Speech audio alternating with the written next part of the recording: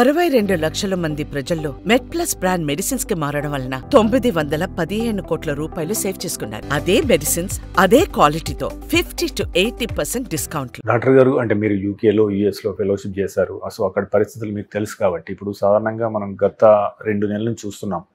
భారీ ఎత్తున viral infections వచ్చాయి. అందరికీ జలుబులు, జ్వరాలు, అవి కూడా వేరియంట్స్ బలంగా మారుతున్నాయి. సో అంటే ఇక్కడ మాస్క్ పెట్టుకోక తిరగడం కావచ్చు, లేదా సామూహిక అంటే ఇది మెట్రో లాంటి బస్సుల్లో ప్రయాణించడం కావచ్చు, పిల్లలకు జ్వరం ఉన్న స్కూల్కి పంపడం కావచ్చు, పరిమితికి మించి యాంటీబయాటిక్స్ వాడడం కావచ్చు.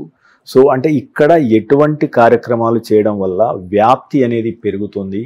సో ఇప్పుడు యూకే కానీ యూఎస్లో కానీ పరిస్థితి ఎలా ఉంటుంది? సో వారికి కనుక వైరల్ ఇన్ఫెక్షన్స్ వస్తే సో ఇక్కడ మనం నియంత్రించడానికి ఏం చేస్తే బాగుంటుంది? ఫ్యూచర్లో ఈ వేరియంట్స్ బలం ఏ రకంగా ఉండే అవకాశం ఉంది? సో ఇప్పుడు వైరల్ ఇన్ఫెక్షన్స్ అనేవి కొత్తది కాదండి.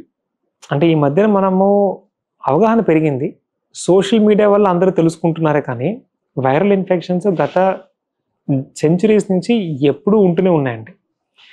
అది ఒక దేశానికి పరిమితమైనవి కావు.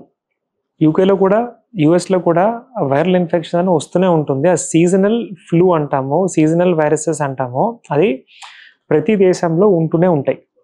కానీ మన దేశంలో వచ్చినప్పటికీ ఎందుకు ఎక్కువ అవుతుంది అంటే అది మళ్ళీ మన పాపులేషన్ క్రౌడింగ్. ఇండియన్స్లో కూడా ఏంటి అంటే ఇండియన్స్ మిగతా కంట్రీస్లో కంటే సోషల్ బిహేవియర్ ఎక్కువ. అంటే ఒకరినొకరు కలవడం కానీ, ఫంక్షన్స్, పార్టీస్, ఇవన్నీ ఏంటంటే మన అయితే వెరీ మంచిది, ఒక రకంగా కూడా మంచిదేనండి అది. కానీ ఈ ఒక్కొక్క ఫంక్షన్కి వెళ్తే ఒకరి నుంచి 10 మంది కంపల్సరీ వస్తుంది. అట్లాగనే ఇండియాలో ఇంకొకటి ఈ పిలిగ్రిమేజెస్ అంటాం. సో తిరుపతి అవ్వచ్చు, కాశీ అవ్వచ్చు, అలాగే క్రిస్టియన్స్కి చర్చెస్ అవ్వచ్చు, ఎక్కడైతే వేల మంది ఒకేసారి కలవడం జరుగుతుందో అవేంటంటే మనం హాట్స్పాట్ అంటాం అనమాట. అంటే ఒకేసారి ఆ వేల మందిలో 100% 2-3 ఆ సీజన్లో ఉంటుంది. సో వెంటనే స్ప్రెడ్ అయిపోతుంది.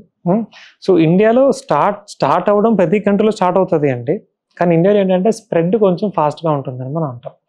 సో ఇక్కడ కూడా ఏంటి అంటే మనం మెయిన్గా మనం చూసుకోవాల్సింది, ప్రాబ్లం ఉన్న వ్యక్తి బయటకు వెళ్ళకూడదు.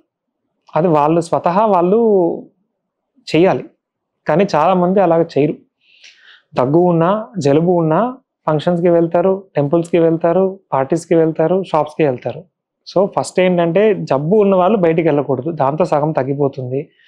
2 రిస్క్ ఫ్యాక్టర్స్ ఉన్నవాళ్ళు, వీక్గా ఉన్న వాళ్ళు మాస్క్ కంపల్సరీ పెట్టుకోవాలి. ఈ 2 చేస్తే వైరల్ ఫీవర్ ఉన్నా కూడా దానివల్ల వచ్చే డ్యామేజ్ అనేది తక్కువ ఉంటుంది.